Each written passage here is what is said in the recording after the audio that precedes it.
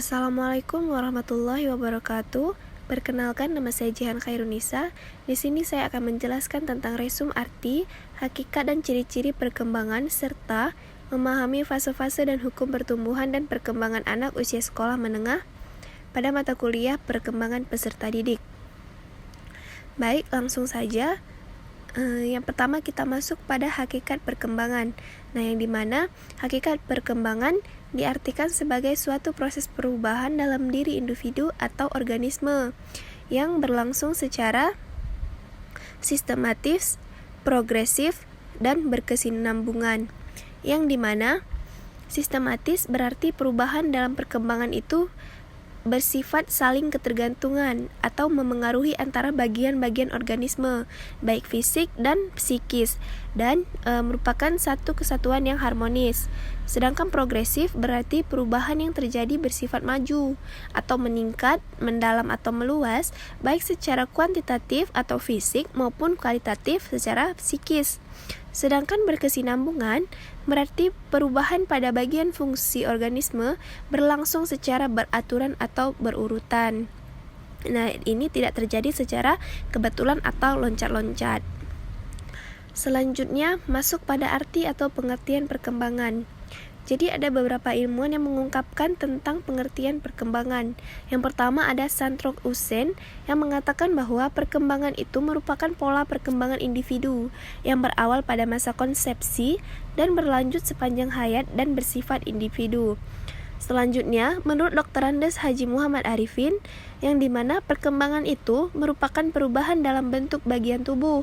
Sedangkan menurut Goodwin Darcy dan Rohana Kusumawati, bahwasanya perkembangan merupakan proses menuju keadaan yang lebih dewasa. Selanjutnya masuk pada ciri-ciri perkembangan. Nah, pada ciri-ciri perkembangan ini terjadinya dua perubahan, yaitu perubahan ukuran dan perubahan proporsi, yang dimana pada perubahan ukuran aspek fisiknya itu berupa perubahan tinggi, berat badan, dan organ lainnya.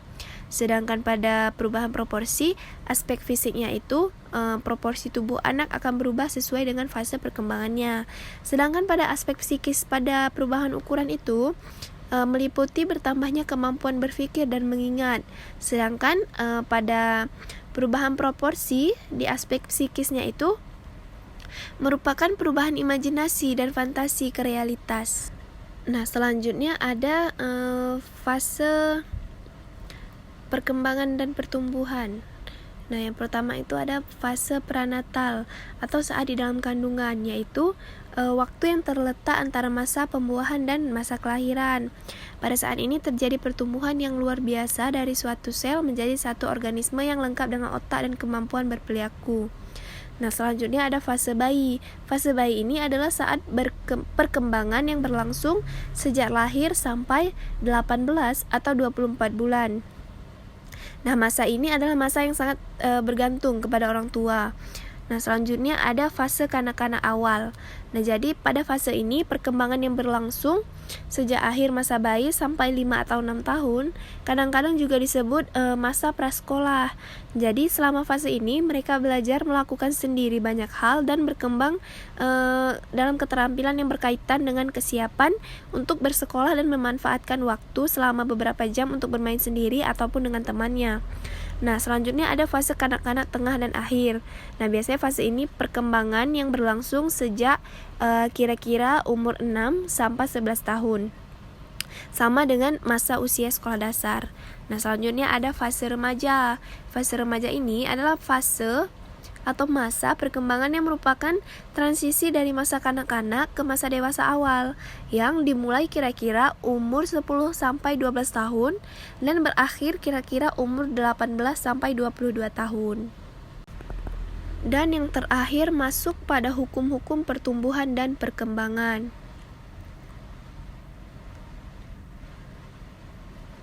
Dan yang terakhir masuk pada hukum-hukum pertumbuhan dan perkembangan. Nah, yang pertama ada hukum cephalocauda. Hukum ini berlaku pada pertumbuhan fisik yang menyatakan bahwa pertumbuhan fisik itu dimulai dari kepala ke arah kaki. Jadi bagian kepala itu tumbuh lebih dulu daripada bagian-bagian yang lain. Selanjutnya ada hukum proksimodistal. Nah, hukum ini adalah hukum yang berlaku pada pertumbuhan fisik, dan menurut hukum ini pula, pertumbuhan fisik berpusat pada sumbu dan mengarah ke tepi.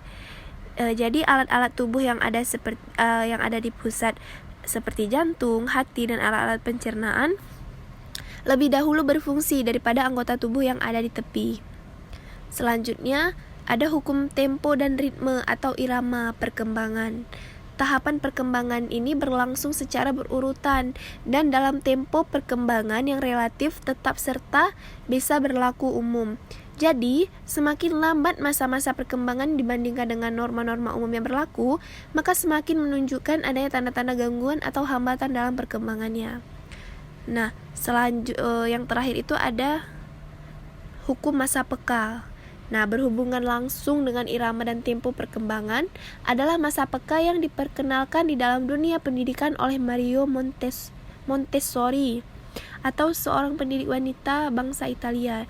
Jadi menurut Mario Montessori ini, masa peka adalah merupakan masa pertumbuhan ketika suatu fungsi jiwa mudah sekali dipengaruhi dan dikembangkan. Jadi masa peka untuk suatu fungsi itu hanya sekali saja datangnya pada tiap individu. Jadi masa peka itu merupakan masa di mana perkembangan suatu fungsi adalah maksimal besarnya. Misalnya, masa peka untuk menggambar usia 5 tahun dan masa peka untuk berjalan 2 tahun dan lain sebagainya. Mungkin hanya ini yang dapat saya paparkan secara ringkas. Lebih dan kurangnya saya mohon maaf. Assalamualaikum warahmatullahi wabarakatuh.